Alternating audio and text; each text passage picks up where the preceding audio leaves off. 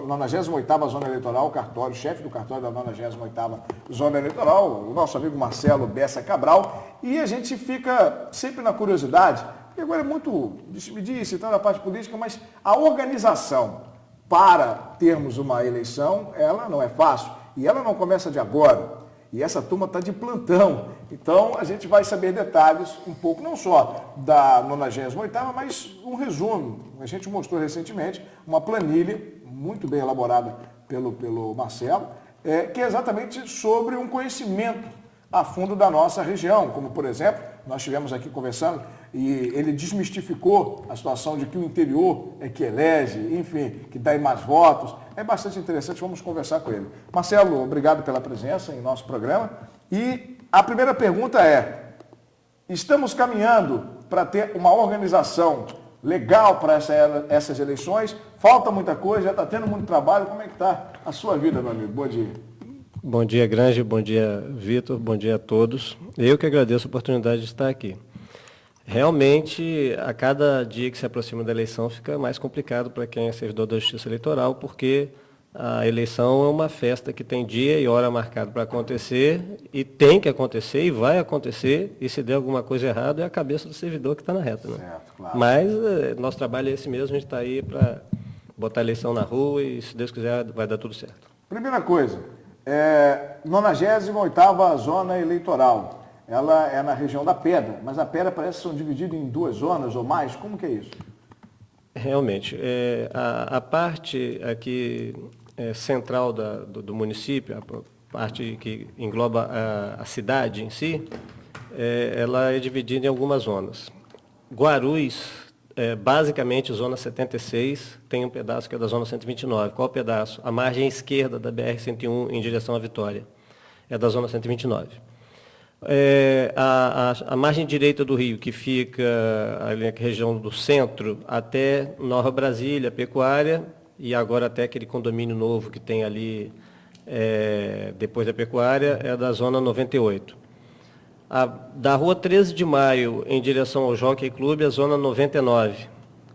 E a zona 249 cuida da 28 de março, em direção ao Parque Aurora, a zona 249, que é filha da 99. Antigamente era tudo ali 99, hoje em dia é 249. Basicamente é isso. E daí tem aquela situação que você falou em relação à planilha que a gente elaborou lá no 98, onde a gente entabulou os dados. Eu tenho uma preocupação muito grande com a estatística. A estatística faz com que eu possa analisar melhor as coisas, faz com que eu possa responder melhor as perguntas e não deixa a gente errar. No município de Campos, cerca de 56% dos votos estão aqui na região central do município e não no interior. O que acontece em relação ao interior? Como são muitos locais de votação, as pessoas tendem a achar que tem mais eleitores no interior. Por exemplo, a zona 75, que cuida da Baixada, tem, salvo engano, 41 locais de votação, porque é a Baixada toda. Já a minha zona 98 tem 22 locais de votação. Então, as pessoas têm uma tendência de achar que porque lá tem mais locais, que lá tem mais eleitores. Isso não é verdade em relação a... Se a gente comparar interior e centro do município. Mas, em compensação, você tem mais sessões dentro de cada local desse? Sim, porque normalmente o que acontece nas zonas do interior? Você tem um local de votação com 1 ou 2 sessões. Aqui no município, a gente tem, por exemplo, no caso da 98, a gente tem no Liceu e no Cefet 12 sessões em cada local. Certo. A Zona 76 tem locais que, até com mais locais de votação do que isso. Desculpa, com mais sessões por local de votação do que isso. Por quê? Porque a aglomeração de pessoas é muito grande. É diferente do interior, onde a densidade demográfica é diferente. Nós estamos praticamente com 345 mil eleitores. Uhum. Tivemos na outra 315 mil. Essa diferença em 30 mil ela é comum? Ela é o mostrar do crescimento da cidade em si, de uma parte econômica que está tendo influência também no eleitorado? O que você entende nessa diferença aí de 315 para 345? É uma diferença normal. O número atual é 345? 344 mil... 334, agora eu lembro. Agora, eu não tenho certeza. Mas o crescimento é normal, não tem nada de estranho, digamos assim, não. É mais ou menos dentro do previsto pelo IBGE para o crescimento populacional. Agora, Campos, tudo bem, tem essa quantidade, são 7 zonas, a gente vê a cidade mais próxima de destaque, que é Macaé, com 2, algumas com 1 e algumas até dividindo uma mesma zona eleitoral. Nessa situação, principalmente de divisão de zona eleitoral, pegando 2 cidades, como é feito esse trabalho? Deve ser extremamente complicado. A gente tem aqui na região Quissamã e Carapebus, que são 2 cidades para uma zona eleitoral só, e Italva e Cardoso Moreira. Deve ser extremamente complicado, tudo em dobro. Deve ser muito complicado mesmo. Sim, por favor, à vontade. Marcelo, bom dia. Bom dia. Deixa eu te fazer uma pergunta. Como é que está aquela situação de quando acontece um número de votos nulos e depois, antigamente, eu acho que o TSE voltava para existir. Como é que está a situação hoje? A eleição é anulada ou não? Foi bom você fazer essa pergunta, porque já apareceram novamente na internet, já apareceu novamente esse assunto. E o que as pessoas dizem erradamente? Se mais da metade dos votos forem anulados, tem que ter outra eleição. Não é se o eleitor resolver anular mais da metade dos votos. É se a justiça anular mais da metade dos votos, como aconteceu em Campos. Vamos, por favor, parar de inventar. Esse é o termo.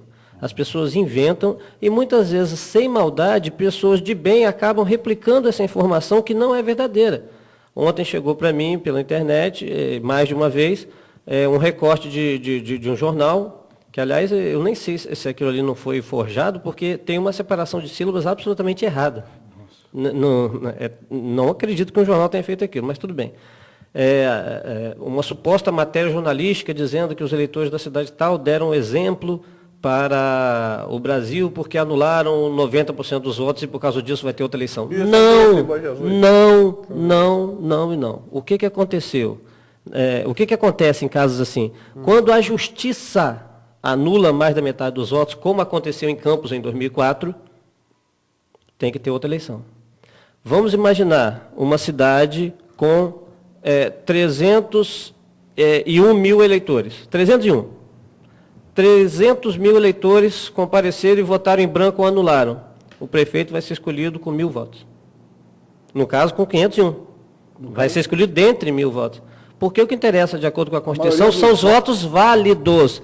Nós temos que parar com isso. É mentira afirmar que se os cidadãos anularem o voto, vai ter que ter outra eleição. Então há uma confusão entre anular o voto, quer dizer, dar o voto nulo, e ter votos anulados pela Justiça Eleitoral. É exatamente isso.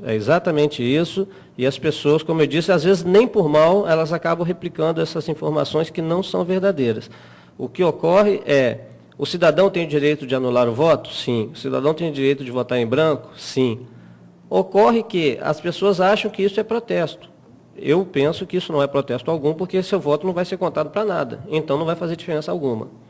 Agora, protesto pior ainda é o cara não ir votar, porque ele tem que pagar multa. E a multa, o dinheiro vai para o fundo partidário. Vai ser dividido entre os partidos políticos para quem ele não quis dar o voto. Aí não tem sentido. Dentro daquele valor aí, é quase 345 mil. São 344.368. Isso. E aí tínhamos 315 mil, então aquele cálculo de 30 mil é mais ou menos está dentro do razoável. Do padrão.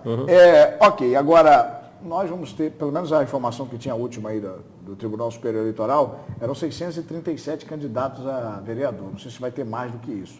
Agora, esses candidatos já vieram, alguns cartórios vieram para poder fazer a sua inscrição. Você teve dificuldade em relação a vir candidato para poder fazer o registro, esquecer documento? Como é que é isso? Como foi isso? Eu não posso falar sobre isso porque isso é assunto da Zona 99. Ah, foi da Zona 99. Não posso falar Mas sobre tem complicações, né?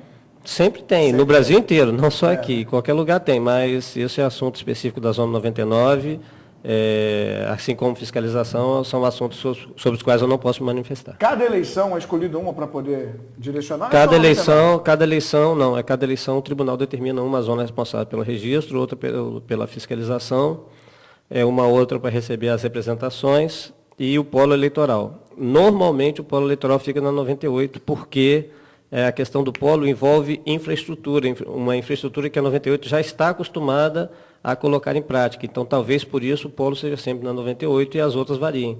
Mas qualquer uma das 7 zonas pode ser responsável por registro, por fiscalização. Neste ano, a 100ª fica com a fiscalização, a 99 fica com o registro. A 98, ela começa a chamar os mesários quando? Como é que começa esse treinamento? Como é que começa essa aproximação dessas pessoas que ajudam? Nós já mandamos as cartas para os mesários, já demos posse a 65% mais ou menos dos mesários que vão atuar na eleição de outubro. A 98 vai fazer o treinamento dias 11, 12 e 13 de setembro. As zonas em Campos começarão no fim de agosto. A zona 100, salvo engano, que vai ser a primeira a treinar os mesários. E aí cada zona vai ter basicamente 3 dias para fazer suas reuniões com os mesários e aí orientar. Aí cada chefe de cartório vai analisar o que é mais razoável para ele, se vai treinar todo mundo, se vai treinar os presidentes, os primeiros mesários. Isso varia de acordo com o planejamento de cada cartório. Como é feita essa escolha? Tem continuidade. Embora não haja segredo, varia muito de zona para zona. Por causa de quê? A 98, o eleitor da 98 tem um perfil completamente diferente do eleitor da 75, da 100, que são zonas de interior. Na 98, a gente tem uma particularidade. Em 2008, quando eu assumi, a gente deu aos eleitores que não queriam ser mesários a possibilidade de não serem convocados em 2010. E com isso, eu e meus colegas, eu não conseguiria ter feito se não fosse o apoio incondicional dos meus colegas. Com isso, a gente conseguiu, já nas eleições de 2010, trabalhar somente com mesários voluntários. E em 2012, novamente. Qual é a grande vantagem? A gente não se estressa com o mesário não nos vê como inimigos e evita aquele clima ruim que ficava no balcão do cartório. Eu já vi mesário chegar no balcão e bater no balcão e dizer, eu não quero ser mesário. Aí ele vai ter que ouvir alguma coisa com bastante singeleza, no sentido de que ali não é casa da mãe Joana para ele bater no balcão. Para evitar isso, a gente dá a possibilidade das pessoas escolherem se elas querem ficar ou não, assim como se a pessoa, por um acaso, for mesário da 98 e não quiser continuar na outra, a gente também tira e nem pergunta o porquê. Mas é uma realidade que na 98 a gente pode colocar em prática. Já nas outras zonas é bem mais difícil, porque, e eu trabalhei na 76, você percebe nitidamente a diferença do eleitorado. As outras zonas certamente teriam mais dificuldade de fazer isso. Basicamente, o que a gente observa? E aí eu ri quando você perguntou, porque a gente não entra em todos os detalhes, que tem o quê de discricionariedade. Claro. Tem o quê de você olhar e perceber se a pessoa pode ser um bom mesário. A gente observa a maneira como a pessoa fala, observa grau de escolaridade também. E eu sempre brinco com os meus mesários o seguinte, eu não chamo ninguém que seja catingoso para ser mesário. Porque se o cara ficar catingando lá na sessão, né? É complicado, né? É terrível. E quando chega, o cartório tem ar-condicionado, o cara entra. A sala não é muito grande, o cara entra. Se empestear o ambiente, eu já não chamo para ser mesário. Não vá ninguém ao cartório sem tomar banho para não ser chamado para ser mesário, né? Mas... Marcelo, como é que está a urna? Teve uma mudança da última eleição para cá ou não? Não. Aqui em Campos, a gente recebe urnas do modelo 2010. Isso é determinado pelo TRE, não é por nós. Qual o sistema que o TRE usa? Quanto mais longe da sede do TRE, mais novas são as urnas, porque teoricamente dá menos problema, teoricamente precisa trocar menos urnas. Então, para nossa sorte, como nós estamos longe da capital, nós pegamos as urnas 2010. Salvo engano, de Macaé para cá, é tudo urna 2010.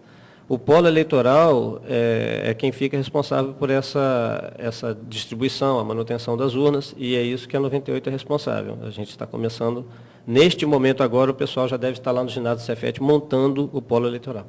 Já está montando? A primeira mão, né?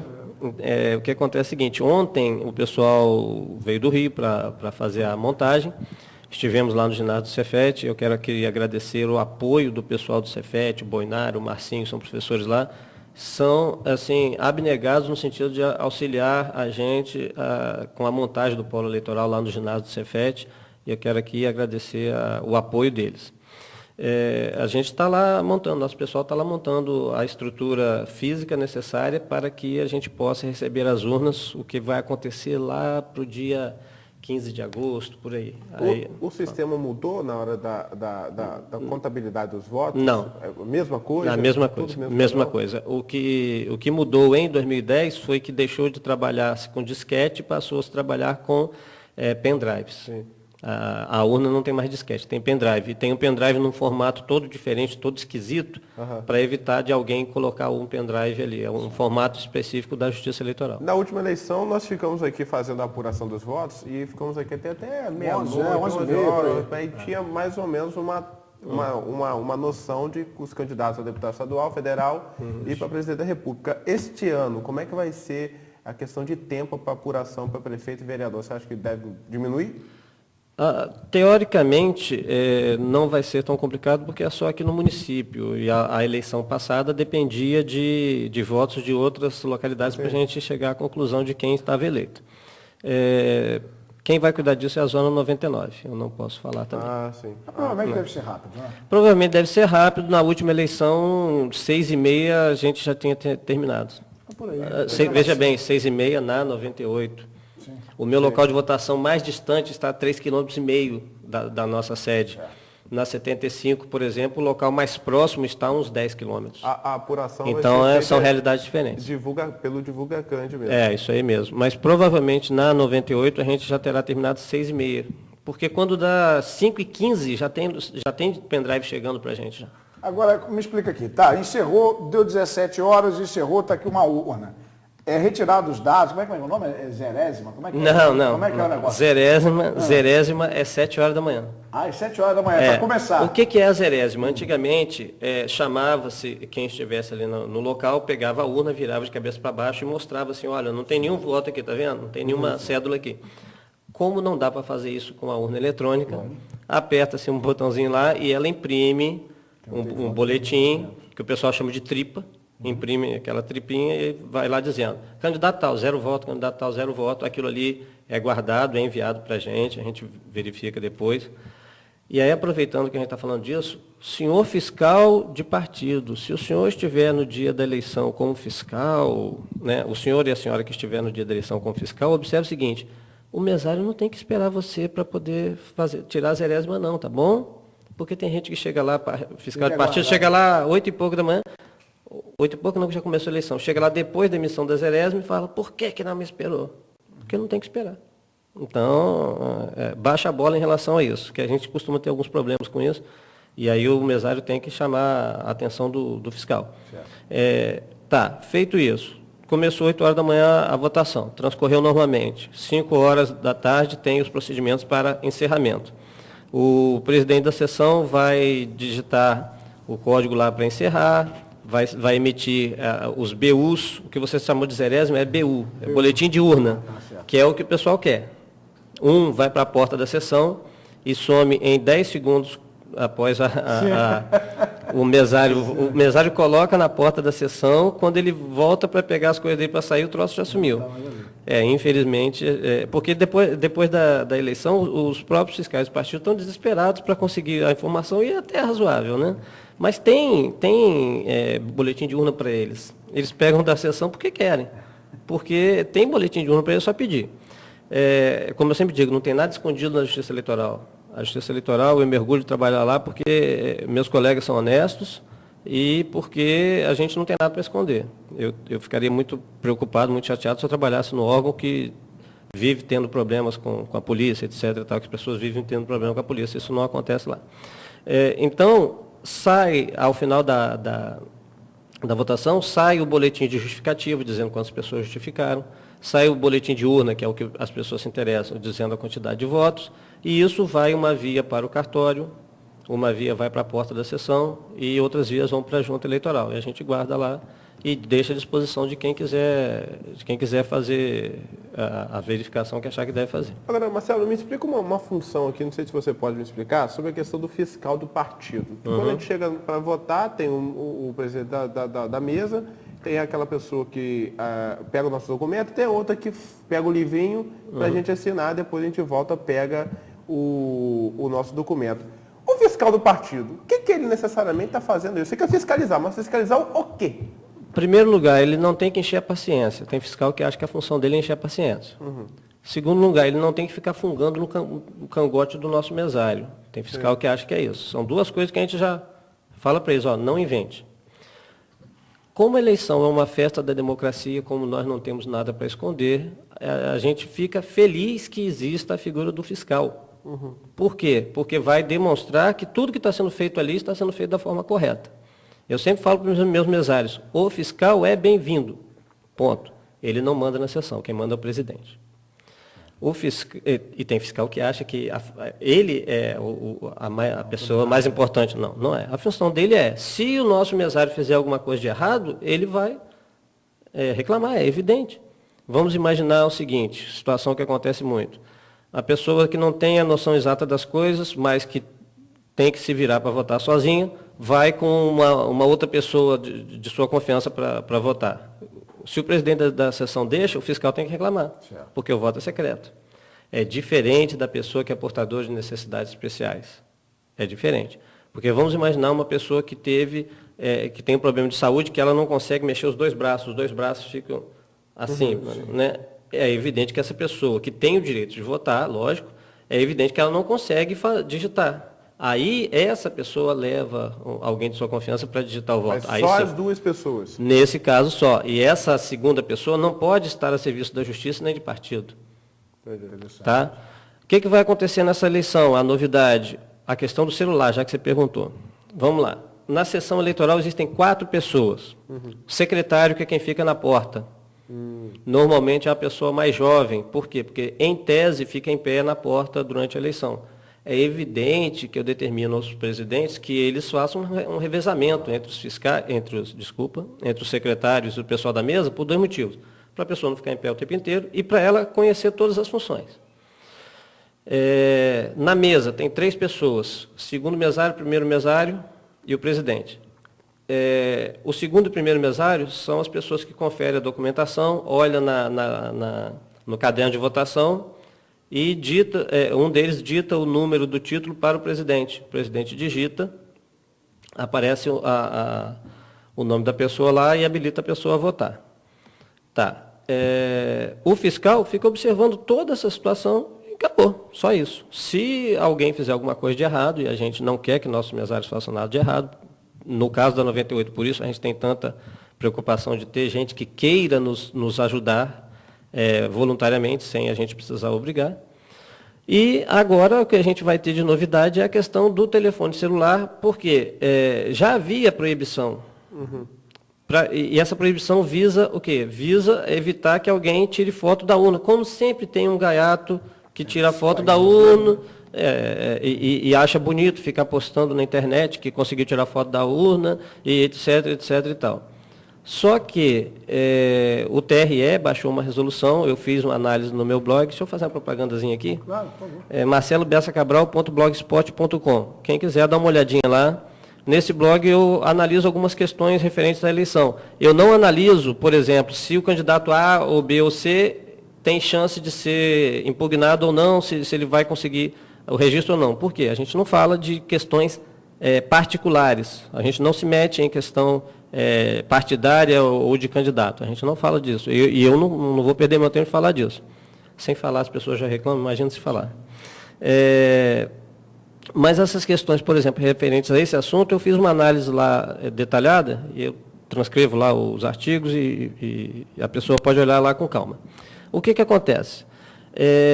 Baixou-se uma resolução onde diz que o cidadão deixa o celular na mesa, da mesma forma que deixa a identidade, deixa o celular, vai lá votar, volta e pega. As pessoas vão querer criar alguma dificuldade. Meu celular é da marca tal. Amigo, faz uma coisa prática. Desliga o seu celular quando você entrar, deixa com o mesário. Se você deixa a sua identidade, o seu título, que é muito mais importante que o celular, por que você não vai deixar o celular? Vai criar problema, por quê? Deixa o celular com o mesário, vai lá e vota. Em 30 segundos, em 20 e poucos segundos, você vai votar. Essa eleição são só 2 votos, não vai ter grande dificuldade. Você vai votar e volta. Não precisa, não tem problema nenhum. O mesário não vai ficar mexendo no seu celular, por mais que ele ache bonito, nem vai fazer ligação com o seu celular. Então, assim como você deixa a identidade e o título, você pode deixar o seu celular. Falando de identidade e título, o que é obrigatório mesmo é a identidade, né? Porque muita gente começa a tocar nas gavetas e tem dificuldade também de achar o título. Isso acontece muito. Até 10 dias antes da eleição a gente pode tirar a segunda via, se a pessoa quiser. Até 10 dias antes. Tá, e como é que está o regime de atendimento? No caso, parece que agora tem um regime de plantão, como é que é isso? Não, a Zona 99 e a 76, registro e fiscalização, estão fazendo plantão. A partir do mês que vem é que as demais devem começar a fazer plantão. Salvo engano, a 129 também está fazendo. Como trabalho domingo? Sábado e domingo, de 1 da tarde às 6, de 13 às 18, se não me engano. Isso é importante para a gente conseguir organizar a logística, de repente dar posse àquele mesário que não pode vir durante a semana, de repente é um tempo que se usa, como a gente quase não atende público nesses dias, a gente organiza o material das sessões, é prático por causa disso. Marcelo, perdi minha carteira minha carteira de eleitor. Título de eleitor. Título de eleitor. Faço o quê? Se você quiser, você tem até 10 dias antes da eleição, esse ano, 27 de setembro, vai à sua zona eleitoral e pede uma segunda via. Sai na hora, é de graça, se a pessoa não tiver faltado à eleição, é de graça, sai rápido, em 30 segundos isso fica pronto. Ninguém acredita. Às vezes a pessoa chega lá e pede o título, eu vou conversando, deixa eu ver sua identidade, começo a conversar com a pessoa, está reimprimindo lá, eu falo, você já foi convidado para ser mesário alguma vez? A gente vai... É lógico. Ué, veja bem, quando eu digo que as pessoas são voluntárias, eu não digo que elas saem de casa e vão até o cartório e falam, olha, eu quero ser mesário. Eu tenho 2 ou 3 que fizeram isso. Voluntário no sentido de que a gente consulta a pessoa e a pessoa se coloca à nossa disposição. Né? Agora, tem o papel do convencimento. Claro. Plastifica título ou não? É bom plastificar. Né? É bom plastificar. Não tem qualquer... Não tem restrição nenhuma, não. Eu tenho uma última pergunta. Como surge uma zona da quantidade de eleitores, que tipo, se Campos for crescendo, vai chegar um determinado momento que vai surgir uma 8ª zona eleitoral? Vai sim. O TSE tem uma resolução de 2003, 2004, se não me engano, que limita da seguinte maneira. A partir do momento que uma zona tem pelo menos 70 mil eleitores, pode ser feita uma subdivisão. Aqui em Campos, a zona que está mais próxima disso, olha aí no seu computadorzinho aí, é a 129. 129. A 129, sem eu querer me meter no assunto que é colegas, mas seria conveniente haver uma divisão, porque ela tem uma característica muito diferente das outras. É a única que pega cidade e interior. Né? É bem complicada a logística lá. Eu acho que essa vai ser uma das primeiras a fazer a divisão. A 98, eu penso em futuramente fazer uma subdivisão. Só poderemos fazer isso depois que chegarmos a 70 mil eleitores, isso vai demorar um pouquinho, porque a 98 ela é dividida exatamente no meio pela 101, a rodovia do contorno. Ela divide a zona exatamente no meio. São 11 locais de votação da BR-101 para o centro e 11 da BR-101 até a pecuária. E são 2 realidades bem diferentes. Eu penso que futuramente ali haverá uma divisão, mas outras zonas se subdividirão antes da nossa. Marcelo, a 98 continua com todos os locais certinhos ou vai haver alguma mudança? Vai haver mudança de endereço, a não ser que haja algum problema daqui até a eleição, não. Vai haver um acréscimo. Nessa eleição nós contaremos com a Fundação Rural de Campos, Parque de Exposição da Pecuária, nós vamos colocar uma seção lá. Porque ali na 98, na pecuária existia um vazio. A gente tinha um local de votação. Tem. No 29 de maio e o outro era lá dentro do Nova Brasília. Ali naquela região havia uma carência. A gente conseguiu. Para 2014 nós vamos abrir mais 5 ou 6 locais de votação. Já estamos verificando isso já. Por exemplo, não vou falar, senão as pessoas vão achar que vai ter eleição nessa agora. Senão as pessoas vão aparecer lá no dia da eleição. Depois da eleição eu falo quais são os novos locais. Chegou uma pergunta na internet aqui pelo seguinte. Primeiro turno não votei, no segundo eu votei. Tem pendência? Tem. Faça o quê? Vai à zona eleitoral, pega o boleto para pagar a multa, R$ 3,51. Esse dinheiro vai ser depositado na conta do fundo partidário e vai ser dividido entre os partidos políticos. Aí isso fica zerado? Fica em dia, fica em dia. Eu preciso voltar à zona eleitoral? Não, tem que voltar para levar o boleto pago, porque o nosso sistema não fala com o sistema do banco. Entendi. E por que não fala? Talvez se falasse algum menino de 15, 16 anos viciado em internet, entrasse lá e bagunçasse o nosso coreto todo lá. Então, inclusive no dia da eleição, quando meio-dia da véspera da eleição é cortada a comunicação com o TSE nesse sentido. Existe um prazo para se voltar esse boleto ou... Não tem prazo, não. Até a próxima eleição? Não tem prazo, não. Não tem prazo. E aproveitando que você falou nisso, as pessoas perguntam muito, existe um limite para justificativa? Não. Então, aproveitando, se você me deixar, se você não vai votar no dia da eleição, tudo bem, você está em outro município, compareça a qualquer local de votação com título de identidade e justifique sua ausência.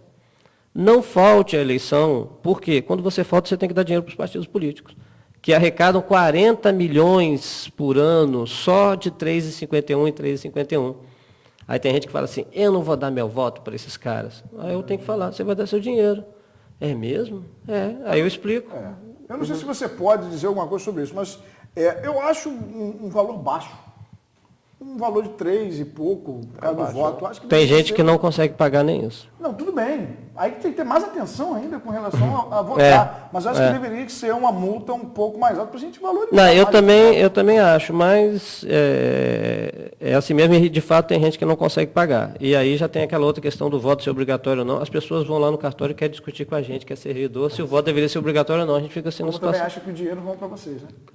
Tem. Eu coloquei na parede lá qual o artigo da lei que fala a respeito disso, porque teve uma vez que alguém quis sugerir, eu percebi que a pessoa queria sugerir que a gente gostava de cobrar multa ou que o dinheiro ficaria com a justiça ou conosco. Isso é pago no Banco do Brasil, esse dinheiro deveria ficar com a justiça, mas não fica. Se esse dinheiro ficasse com a justiça, a gente ia ter mais infraestrutura, a gente ia ter dinheiro para a gente ter carro, para a gente comprar mais material, para a gente ter uma estrutura melhor, contratar mais gente, para a gente correr atrás das coisas erradas que acontecem na eleição. Mas... vai surgindo várias perguntas aqui. O pendrive, no final da votação, era isso que eu queria fazer. Esse pendrive, junta vários pendrives do mesmo local e vai junto, ou vai saindo um de cada vez? Quem leva? Cada zona tem uma sistemática específica, porque, como eu disse, são realidades muito distintas, muito distintas. Algumas zonas têm locais de votação que ficam a 50 quilômetros da sede. No nosso caso lá, na 98, a gente se organiza de maneira que os supervisores nossos, a gente chama de supervisor de rota, eles passam com o carro, e como os locais são próximos, por exemplo, Auxiliadora, Laura de Vicunha, um do lado do outro, Eucarístico, que é mais ou menos próximo, passa com o carro e vai recolhendo, né? E isso chega para a gente deixa uma caixa de papelão enorme, vai chegando, a gente vai ticando da onde que veio, e isso é tudo rápido, é uma correria só, é um estresse só. Porque todo mundo quer resultado rápido. Não no sentido de ficar um vigiando o outro para quem vai ser o primeiro. Mas é lógico que a gente quer dar o resultado rápido, porque a população quer saber o resultado rápido. Né? E porque é tudo informatizado, é a melhor eleição do mundo, é a eleição mais confiável do mundo. Embora tenha sempre um ou outro bobo que fale que tenha armação, bobeira, não tem não. A gente quer dar o resultado rápido porque o povo quer saber, né? Claro. Principalmente nessa agora que é a eleição municipal, né? Na hora do voto vai a informação para o pendrive, mas também a informação interna da urna ou a informação está toda no pendrive? Não. Veja bem, ele tanto imprime o total, sim, quanto fica no pendrive. Quando você pega o pendrive e leva para o cartório, a gente tem lá uma extensão daquele cabo de USB, tira um, coloca outro, porque de repente, em questão de 10 minutos, chegam 50 pendrives. Então a gente bota numa caixa tudo, tem duas caixas, uma onde coloca os que chegaram, e aí é um negócio, se você parar para olhar, você vai falar assim, esse pessoal está ficando doido, pega aqui, bota, o troço lê e joga para o outro. É muito rápido, muito rápido. Por isso que a gente consegue terminar 6h20, 6h30. E tem uma informação que fica no relatório. Tem, o BU, ele é impresso. Aí o que acontece? O cara que pegar o BU lá no local de votação, ele vai ver que na hora que chegar na zona eleitoral e entrar no sistema, Quando ele for verificar, ele vai ver que as informações que tem no É uma conferência. no sistema são as mesmíssimas que estão lá no boletim de urna. O pessoal que está em casa, vamos lá, anos de 2013, 2011, 2009, qual é a ideia que mais ou menos que a pessoa fica imaginando? Ó, tudo bem, e as zonas eleitorais, nesse período que não tem eleição, fazem o quê? Tem a verdade e a lenda. A lenda, só trabalho de 2 em 2 anos. Eu sei disso, eu ouço isso, eu detesto ouvir isso. Né? Detesto ouvir essa piadinha. A mesma coisa quando eu era advogado, o pessoal fazia aquela brincadeira, advogado é tudo isso, aquilo. Né? Veja bem, para que as coisas funcionem bem no dia da eleição, é preciso que alguém pense o que vai ser feito fora da eleição. Por exemplo, a quantidade de sessões eleitorais que vão utilizar extensão. Sim. Você tem que pensar isso um ano antes. Por quê? Tem que pedir a extensão, tem que fazer licitação para comprar a extensão e uma série de coisas, tem que pensar um ano antes. No caso nosso lá do 98, a gente tem uma preocupação muito grande com a questão da planilha de mesários. A gente fica todo santo dia conversando com o eleitor, vendo quem pode ser mesário para colocar na planilha, e são 600 nomes na planilha. Isso não é uma coisa que você organiza da noite para o dia. Sim. E esses 600 nomes não são 600 pessoas para a gente se livrar da obrigação de escalar 600 e botar quaisquer 600. A gente quer 600 que cheguem lá e deem conta do recado, cheguem lá e tratem bem o cidadão, cheguem lá e passem uma boa impressão da Justiça Eleitoral. A gente não pode ter alguém que o cara tenha uma convicção política muito arraigada a ponto dele expressar na hora lá. Todos nós temos nossas convicções políticas. Todo mundo simpatiza ou antipatiza com alguns candidatos, ou antipatiza com todos. Então, o que acontece? O que você não pode é misturar as estações. Por exemplo, eu torço para o Vasco da Gama. Se eu fosse árbitro de futebol, eu teria que saber separar a minha paixão pelo Vasco da Gama do horror que eu tenho pelo outro time lá. Sim. Né? Que eu não vou falar o nome. Não fala nem o nome. Né? Não falo nem o nome. Né? Não tem nada contra o Botafogo e Fluminense. Brincadeira, gente. Então, o que acontece? Você tem que saber separar. Né? A gente também vota, a gente também escolhe, a gente também observa, a gente também vê o horário eleitoral, porque a gente vota. A gente não gosta de jogar voto fora. Aliás, a gente não, eu não sei se meus colegas anulam voto, não sei. Mas eu gosto de escolher algum candidato. Então, a gente também participa desse processo, mas as estações não se misturam. E é isso que as pessoas, às vezes, tendem a não entender aqui em Campos. As pessoas acham que você ou é a favor de A ou é contra A. Ou é a favor de B ou é contra B. Sim. Você pode não estar nem aí para A nem para B. Diariamente aqui.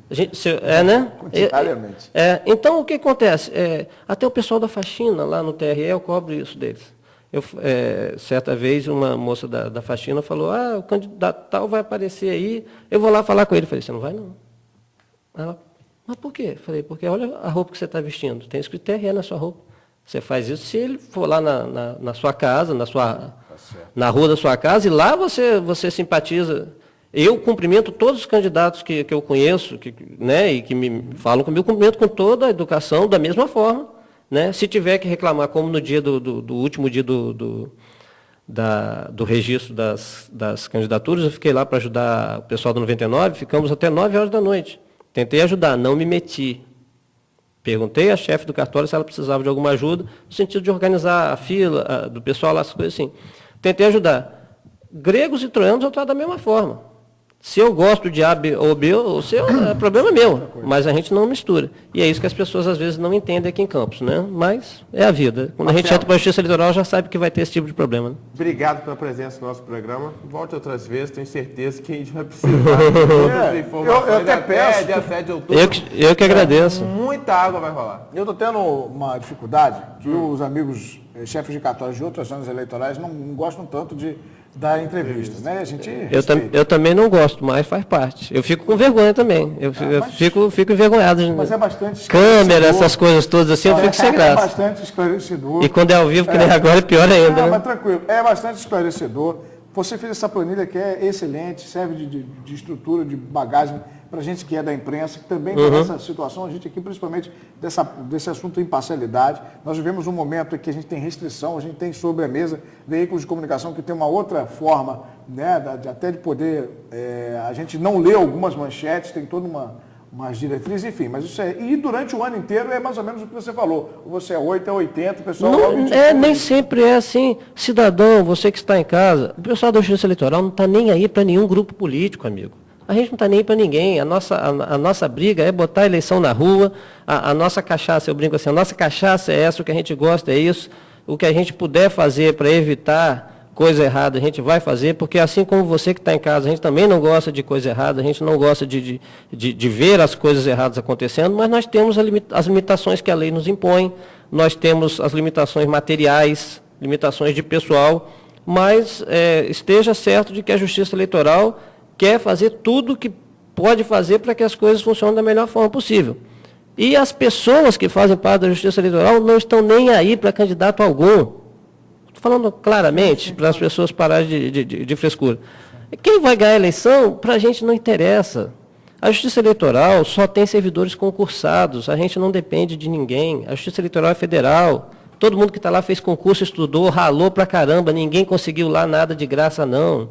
Então, a gente não depende de ninguém, a gente não está nem aí para candidato algum, nem em campo, nem em lugar nenhum.